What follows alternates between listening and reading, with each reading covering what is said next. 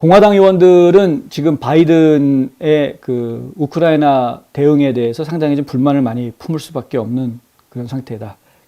의회 공화당원들은 지난주 블라디미르 푸틴 대통령이 우크라이나를 침공한 이후에 미국이 제재를 쏟아붓고 있는 상황인데 그 수많은 제재책 중에서 왜 하필 러시아산 석유를 제재하지 않느냐.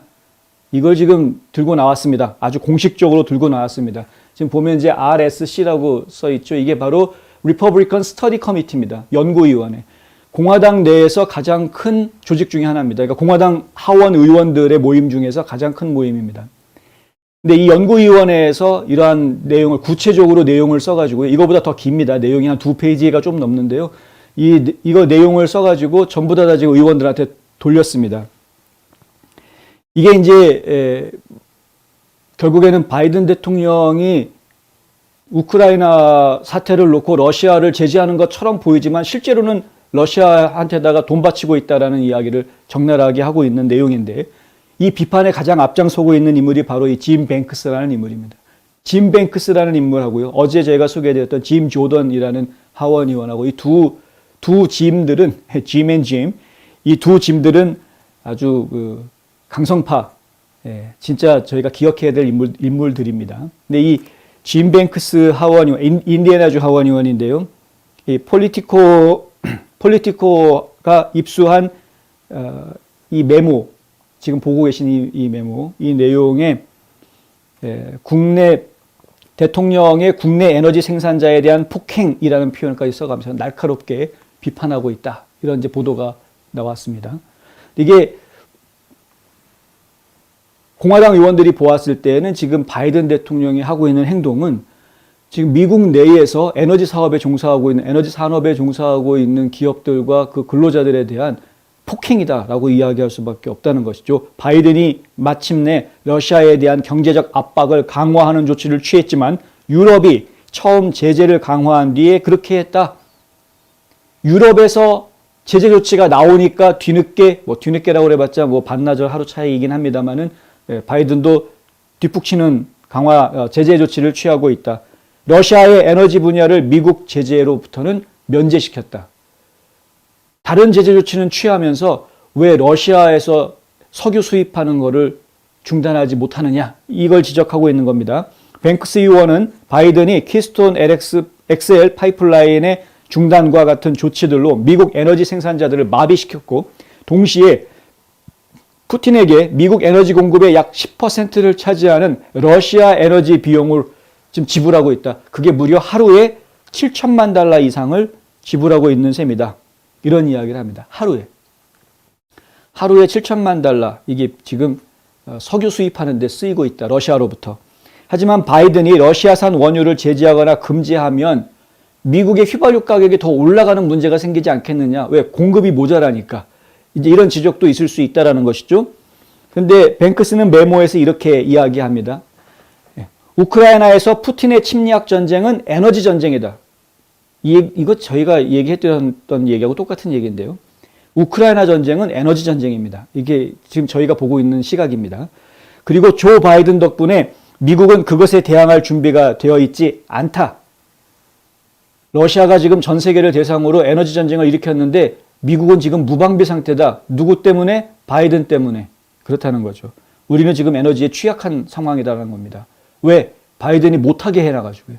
석유가 있는데 밑에 이걸 시추를 해서 퍼내야 되는데 그거를 못하게 지금 바이든이 막고 있기 때문에 지금 미국이 어떻게 하지 못하고 있는 거다. 바이든 행정부는 우방국들과 협력해서 푸틴의 약점인 에너지 분야를 공격해야 한다. 그렇습니다. 미국은 하루 평균 20만 9천 배럴의 원유와 50만 달러의 다른 석유 제품을 러시아로부터 지금 계속 수입하고 있고 푸틴 대통령에게 제재 효과를 상쇄하기 위한 수십억 달러를 계속 제공하고 있다. 아무리 유럽에서 제재하고 하면 뭐랍니까? 미국에서 열심히 석유 사주고 있는데 이거는 유럽 국가들도 마찬가지입니다. 유럽 국가들도 아무리 제재하면 뭐랍니까? 그들이 결국은 천연가스 다 러시아 거 지금 사서 지금 불 때우고 전기 키우고 그러고 있는 것인데 그러니까 푸틴 입장에서는 국제사회가 제재를 해온다? 그래 뭐 니들도 국민들 보는 눈이 있으니까 뭔가 하기는 해야 되겠지. 이렇게 생각하는 겁니다. 푸틴은. 푸틴 입장에서 그렇게 생각할 수밖에 없는 거죠. 아, 쟤들도 지들 국민들한테 잘 보이려면은 날 제재하는 모습을 보여야 되겠지. 뭐 알았어. 내가 이해할 테니까 제재는 뭐 하려면 하긴 하는 거고 알아서 해. 뭐 이러고 있는 겁니다. 제재는 하지만 은행권 제재한다. 푸틴의 뭐 러시아의 엘리트들 가족들 뭐 제재하겠다. 그렇게 제재는 한다고 하지만 러시아로부터 우리 석유 수입 안 하겠다라고 발표한 나라는 단 한 나라도 없다. 단 한 나라도 없다. 심지어는 미국조차도 러시아로부터 계속 석유 수입하면서 돈 주고 있는 겁니다. 우크라이나에다가 무기 주고 러시아에다가는 돈 주고 이게 미국만 그런 게 아니라 서방 유럽 국가들이 지금 다 그렇게 하고 있는 거다. 전쟁이 오래 갈 수밖에 없겠죠. 계속 무기 주고 러시아에 돈 주고 전쟁은 오래 갈 수밖에 없다. 그 사이에서 돈 버는 놈들은 따로 있다. 그렇게 되는 겁니다. 바이든 행정부는 우방국들과 협력해 푸틴의 약점인 에너지 분야를 공격해야 하는데 우방국들이 거기에 협력해 줄지 알 수가 없다. 왜? 당장 석유 끊어지면 누가 책임질 텐데 아무도 책임 안 져줄 건데 왜 석유 끊으라고 그러냐. 오펙에서 석유 생산을 좀 늘리겠다라는 이야기가 나오고는 있습니다만은 오펙에서 석유 생산을 늘려봤자 세 발의 피라는 거죠. 늘리는 양 발표하는 내용이 그거 가지고서는 러시아를 압박할 정도의 수준이 되지 않는다라는 러시아가 워낙에 많은 석유를 지금 전 세계에다가 공급하고 있기 때문에 그런 상황인 겁니다.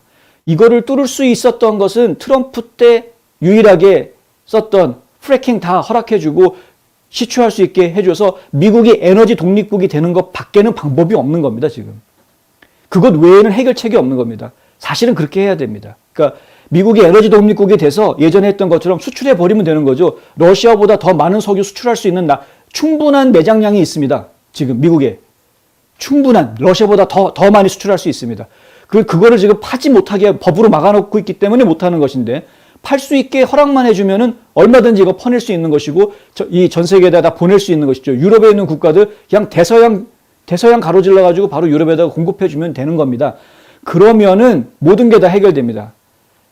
러시아가 끽소리 못하죠. 들어올 돈줄이 거기서 다 끊기면 더 이상은 생각할 수 있는 게 없기 때문에 석유 공급을 끊어버리고 난 다음에는 이런 제재 조치들이 은행을 뭐 스위프트에서 몰아내는 이런 제재 조치들이 러시아에 먹힐 수 있습니다만은 하지만 계속해서 러시아에 돈 줘가면서 아무리 다른 거 제재해봐야 계속 어차피 돈 주고 있는데 러시아 입장에서 뭐 아쉬울 게 없다라는 것입니다. 이것이 지금 우리의 현실이다. 지금 이제 공화당 연구위원회가 이 부분을 아주 정확하게 딱 집어서 그 얘기들을 지금 하고 있는 겁니다. 이 같은 지적은 초당적인 지지를 받고 있는 것으로 보인다라고 저스트 뉴스에서 이야기합니다. 왜 이런 얘기가 나왔느냐? 이것도 제가 어제 보도해드렸던, 엊그제인가요? 보도해드렸던 내용인데 조만친 상원의원이 지적을 했죠. 미국 내에서 석유 생산할 수 있게끔 바이든을 허락해라. 그 이야기를 했죠. 그러면서 리사 머코스키 공화당 또 상원의원도 거두고 나섰죠. 네? 미국에 있는 석유 사업자들이 미국 땅에서 석유 캐낼 수 있게 해달라. 알라스카에 지금 뭐 석유 잔뜩 있는, 그럼 뭐 양을 딱 제한시켜 놓으면 못하는 것이고요. 추가로 더 퍼내야 되는데 지금 미국 전역에 셰일가스 엄청나게 지금 파묻혀져 있는데 이거를 프래킹을 다 허락을 해줘야 지금 다 시추를 할 수 있는. 근데 연방 정부가 가지고 있는 땅에서는 시추 못해라고 딱 금지를 시켜놨기 때문에 지금 아무것도 못하고 있는 겁니다. 이거를 풀어줘야 되는데, 근데 상원에서 그 조만친 민주당 의원과 리사 머코스키 공화당 의원이 공동 발의해서 법안을 지금 내놓을 예정입니다. 이 법안은 바로 바이든이 이야기하는 시추 금지를 풀려고 하는, 그래서 미국 내에 국내 석유 생산을 증산하도록 하는 그런 법안을 내놓으려고 합니다. 이 법안은 에너지 안보가 국가 안보이고 러시아의 대규모 석유 수입은 미국의 국가 안보를 위험에 빠뜨리고 푸틴의 권력 유지 능력을 지지한다라는 우리 연방의회의 입장을 보여주는 것이다. 이 법안이 나오면은 초당적인 지지를 받을 가능성이 상당히 있어 보입니다. 그리고 이것이 지금 상원을 통과를 한다고 하면 하원에서도 무시하지는 못할 상황이 전개가 되고 있다. 단 민주당이 이걸 막을 가능성이 없잖아 있기는 있습니다. 민주당이. 지금 뭐 다행히 아까 말씀드린 대로 조 만친 민주당 의원이 상원에서 이거를 들고 나왔기 때문에 상원에서는 공화당 의원들만 똘똘 뭉쳐준다면 통과될 가능성이 매우 큽니다. 하원으로 갔을 때 문제인데 하원에서는 이거를 낸시 펠로시가 잔인하게 짓밟아버릴 가능성이 상당히 있다. 낸시 펠로시는 이런 이야기를 합니다. 우크라이나 전쟁이 최근 미국 내 가스값 폭등의 주 원인이라는 걸 알고 있다는 거죠. 본인도 알고 있다는 거죠. 러시아산 석유 수입 금지하자라는 조 만친 상원의원의 주장에 대해서 어느 정도 공감한다라는 말까지도 합니다. 그런데 국내 석유를 증산하자라는 거에 대해서는 반대한다라고 대놓고 이야기합니다. 펠로시가 하는 이야기는 이렇습니다. 나는 국유지에서 시추를 반대한다. 이게 이제 이 미친 그 친환경 뭐 어쩌고저쩌고 뭐 기후변화 어쩌고저쩌고 이것 때문에 그런 거죠, 다들. 근데 뭐 저는 모르겠습니다만 기후변화가 진짜 사실이라고 인정을 해준다 하더라도 9년 뒤에 지구가 멸망할 수도 있다라는 급박성을 인정해 준다고 하더라도 지금은 전시 상황 아닙니까? 특수 상황. 팬데믹과 전쟁이 지금 겹쳐져 있는 이런 특수 상황에서는 얼마든지 융통성 있게 임시기간만이라도 허용해 주겠다라고 할 수 있는 것 아닙니까? 근데 이 급진 좌파들은 그것조차도 지금 그냥 절벽처럼 딱 잘라서 못하겠다라고 지금 저러고 있는 그런 상황이다. 한 기자가 펠로시에게 이렇게 물어봅니다. 얼마나 높은 가스값이 나와야 연방정부 땅에서 시추를 하도록 허락해 줄 거냐? 얼마나 가스값이 더 올라가야 되느냐? 이 기자는 캘리포니아 기자인데요. 어떤 얘기가 나왔냐면 낸시 펠로시가 캘리포니아 연방 하원 의원이죠. 낸시 펠로시의 지역구가 샌프란시스코입니다. 샌프란시스코 베이 에리어가 이 펠로시의 지역구인데 그 지역의 현재 평균 가스값이 사상 최고치를 돌파했습니다. 갤런당 $5 넘어섰는데 샌프란시스코 베이 에리어에서 갤런당 $5가 넘어간 게 이번에 처음이랍니다. 사상 처음이랍니다. 자기 지역구에서 가스값이 그렇게까지 올라가서 지역 언론사 기자가 펠로시한테 도대체 가스값이 얼마나 올라야 당신은 시추를 허락해 줄 거냐라고 질문이 나올 정도까지 지금 상황이 가 있는 겁니다. 근데 이 질문에 대해서는 펠로시가 대답을 거부했답니다. 펠로시 의장은 유가와 가스 가격이 우크라이나 분쟁이 시작되기 훨씬 전부터 상승해왔던 사실에도 불구하고 유가 문제는 우크라이나에서 일어난 일이다라고 딱 한정시켜서 이야기하려고 하고 있다. 가스값이 올라갔던 거는 전쟁 벌어지기 전부터 계속 올라갔던 것이었는데 결국 가스값이 올라갔던 것은 민주당이 정책을 잘못 펼쳐서 특히 바이든이 정책을 잘못 펼쳐서 빚어진 문제인데 그리고 그 올라간 가스값 때문에 지금 전쟁은 더 심각한 상황으로 갈 수밖에 없는 상황이 된 겁니다. 그러니까 전쟁 때문에 우리가 더 힘들어진 것도 있겠지만 지금 미국이 석유값을 제대로 관리하지 못했기 때문에 이 전쟁이 벌어진 거에 대해서 미국이 국제사회에서 미국다운 역할을 못하고 있는 그런 상황이 돼버린 것이나 마찬가지다. 무조건 트럼프가 한 거는 무조건 싫다고 김주현님 그 얘기해 주셨는데 무조건 트럼프가 한 것은 무조건 싫다라고 이야기하고 뒤집으려고 했던 이 바보 같은 바이든 정부의 실책이 지금 사태를 이 지경으로 끌고 왔다라는 겁니다. 한편 한 가지 더 얘기 드리자면은 이제 의회 내에서는 어떤 얘기까지 나왔냐면 가스를 더 시추하는 것을 못하게 계속해서 그 정책을 유지한다면 차라리 가스값을 낮추기 위해서 가스값에 붙이는 연방 세금이라도 지금 일시 빼주자. 일정 기간 동안만 연방 세금만이라도 면제해주자. 그러면 당장 그 연방 세금 부분은 빠지니까 가스값이 줄어드는 단기적인 효과가 있지 않겠느냐. 이런 이야기까지 지금 나오고 있다는 것이죠. 그런데 그것에 대해서 낸시 펠로시가 뭐라고 이야기하냐 하면 그 방법은 동의하지 않는다. 우리가 만약에 연방 세금을 빼주어서 가격이 내려가면 다시 가스 회사들이 그만큼 가격을 더 올릴 거다. 결국은 석유 회사들이 시장 가격을 움직이기 때문에 세금을 빼주면 세금 빼준 만큼 가격이 떨어지는 게 아니라 세금 빼준 만큼 회사들이 더 이익을 챙기려고 할 것이다. 그 회사들을 믿을 수가 없어서 그 방법은 안 좋다. 이렇게 지금 얘기하고 있는 상황입니다.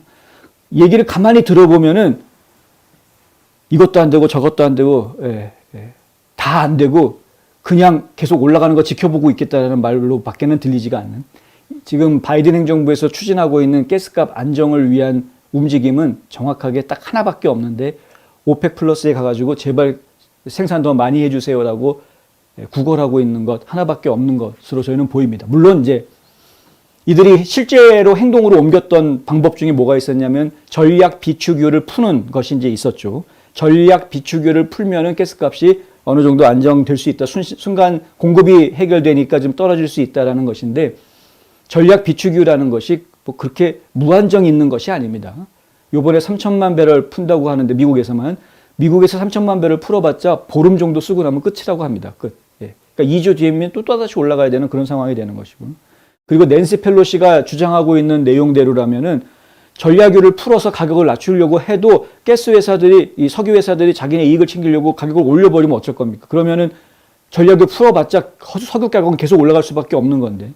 물가가 올라갈 때 이 마케팅 전법에서, 마케팅에서 4P라는 게 있습니다. 다 아시겠지만.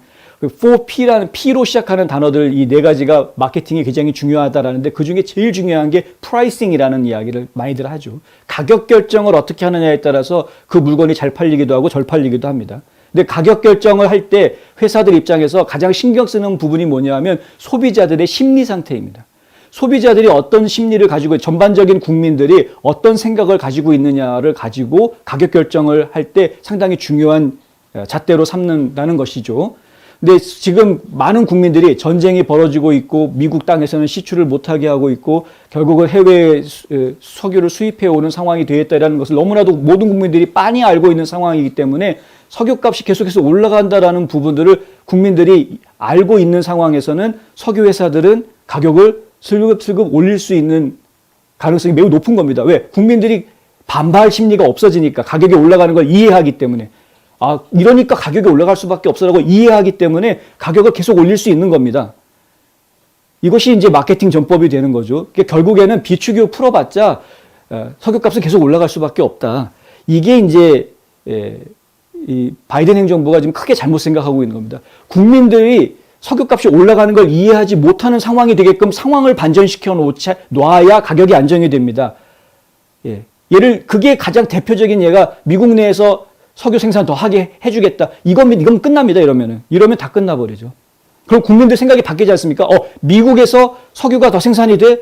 그러면은 석유 가격이 떨어지겠네. 라는 기대치가 모든 국민들한테 생기게 되는 거죠. 그렇게 되면 석유 회사들이 가격을 올리지 못합니다. 내릴 수밖에 없습니다. 국민들이 반발하기 때문에 석유 가격이 올라가는 거에 대해서. 그러니까 이것이 굉장히 중요한 발상의 전환이 돼야 되는 것인데 지금 정치인들이 그런 생각들을 잘 못하고 있는 것 같다.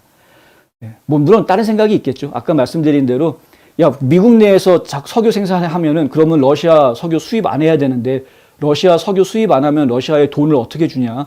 돈을 줘야 그래야 전쟁을 계속하는데 전쟁을 계속해야 우리가 무기 팔아먹고 돈 버는데